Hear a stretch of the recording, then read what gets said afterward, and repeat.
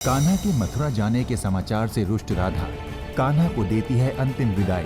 जब तक तुम मेरी आंखों के सामने हो तब तक ही मेरा जीवन है, इसलिए इस पल को मैं जी भर के जी लेना चाहती हूँ। अपनी बांसुरी की वही धुन बजाओ जो तुमने पहली बार बजाई थी।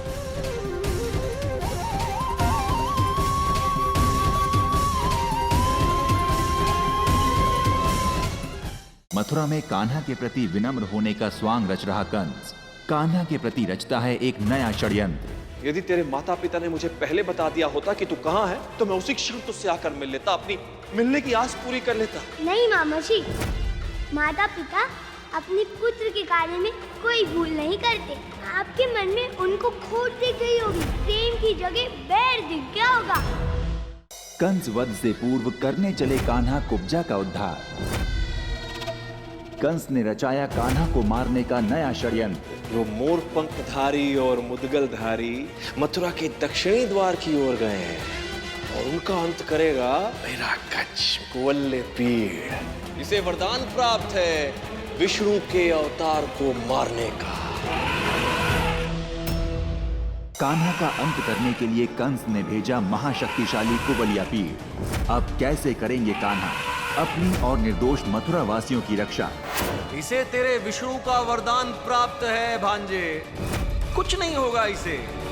तू मरेगा परम अवतार श्री कृष्ण।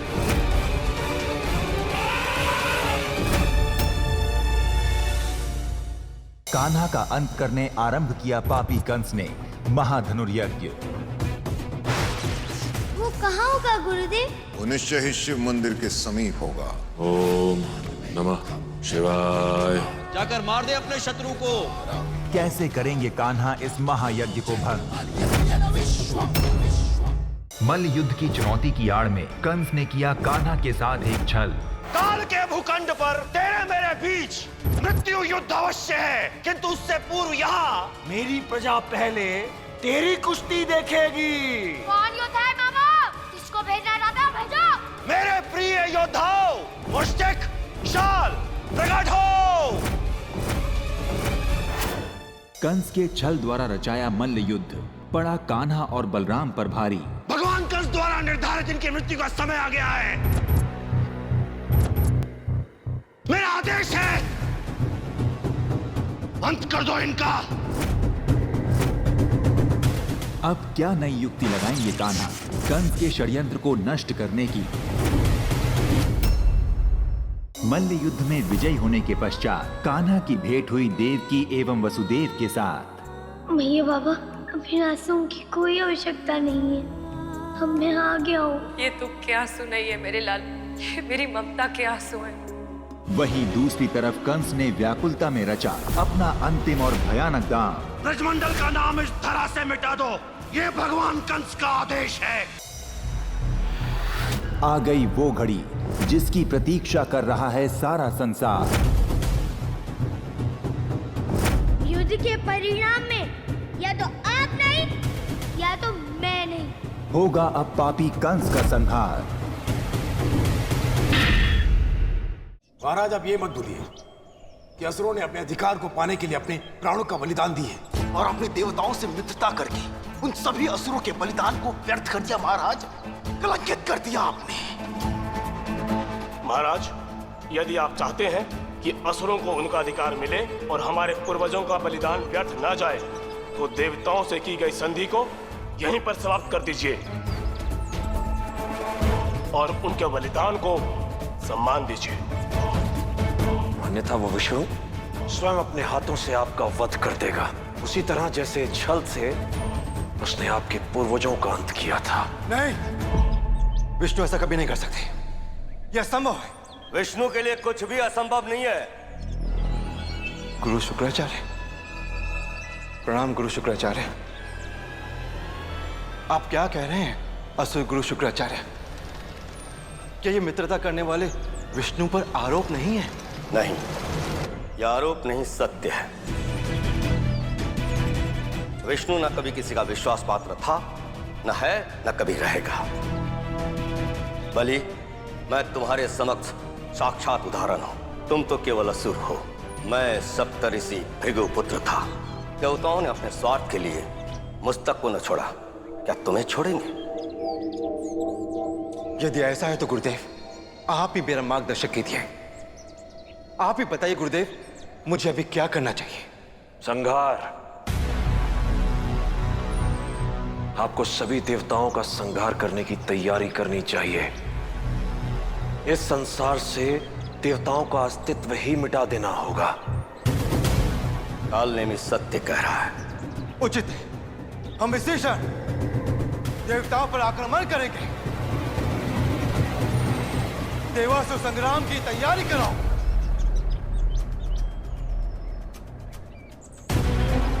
विजयी भव। असुरराज बलि की, असुरराज बलि की, असुरराज बलि की, असुरराज बलि की, असुरराज बलि की, असुरराज बलि की। कंस, ये तुम्हारी उस दिन की भूल का परिणाम है कि आज तुम मेरे शत्रु बनकर मेरे सामने खड़े हो। यदि उस दिन तुमने और तुम्हारे मित्रों ने संयम और बुद्धि का परिचय दिया होता तो आज मुझे तुम्हारा वध करने नहीं आना होता। अपने भ्रम से बाहर निकल परमोत्तार श्री कृष्ण। ये कथा नहीं, अभी तो सत्य है जिसे जानना तुम्हारे लिए बहुत आवश्यक है। उसके बाद वही हुआ जिसका मुझे भय था। तुम्हारे अर्थात कालनेमी की सेना ने देवलोक पर आक्रमण कर दिया। तुम युद्ध छोड़ के भाग गए थे, उस समय भी तुम्हारी पराजय हुई थी और आज भी तुम ही पराजित होगे कंस।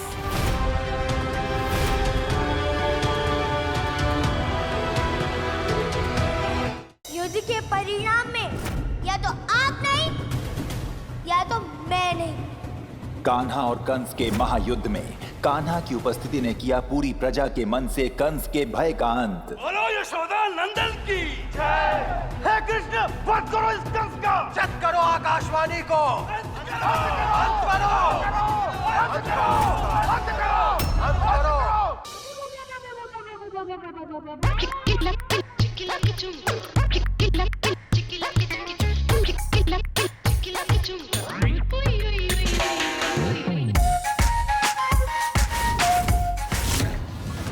तुम्हारे जैसे लालची लोगों को मैं मीलों दूर से पहचान लेती हूँ।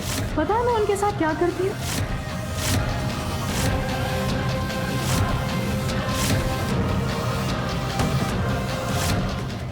अब मुझे मारना चाहती है, मार दीजिए, लेकिन अगर आपको लगता है कि मेरे मरने से माधव आपका हो जाएगा, ये आपकी गलतफहमी है। तुझे क्या लगता है वैदेही, तू माधव की खुशी है? भ्रम है तेरा। आज मैं तेरा ये भ्रम तोड़ कर रहूंगी। अब तू देखती जा वैदेही, मैं तेरा मौत से भी बदतर हाल कर दूंगी। लीजिए बड़के भैया। बच्चे मौज मस्ती कर रहे हैं। हाँ, सब लोग बहुत दिन बाद जो मिले, बनारस में साथ में जो पढ़ते थे, वो सुमन का स्टाफ बादल भी। तुम्हारा वो जो स्टाफ है बादल, उसे तुम पहले से जानती हो।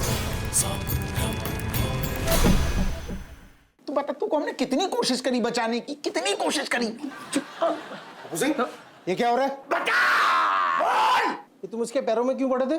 असल में क्या है, पाँव के नीचे ना एक तलुए के पास में एक नस होती है। जब ये सारे चोर और चक्का बदमाश काफी हम प्रताड़ित जब उन्हें करते हैं, तब भी कछु ना बोलते हैं ना, तो बस नस दबाते हैं, सारो सच सच पूरा बाहर आ जाता है। मैं नस दबा रहे थे हम। अब तुम्हें इसका कुछ भी दबाने की जरूरत नहीं है अपू सिंह।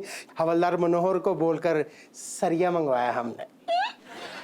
अभी ई सारे गामा से कछु आगे बढ़ते हैं ना। हम तो बहुत आगे बढ़ना चाहता। क्या बोले? मैं बोला कि अपना पति को बोलो कि वो मैसूर का 2 टिकट कराएगा, एक तुम्हारा ले, एक मेरा ले। का है? मैसूर गार्डन का झाड़ी में जाके गाने का रियाज करने का सुंदरी। हम बने तुम बने एक दूजे के लिए। हम बने तुम बने एक दूजे के लिए और हमें भेज दिया चने भूंजने के लिए। लीजिए बड़के भैया। बच्चे मौज मस्ती कर रहे हैं।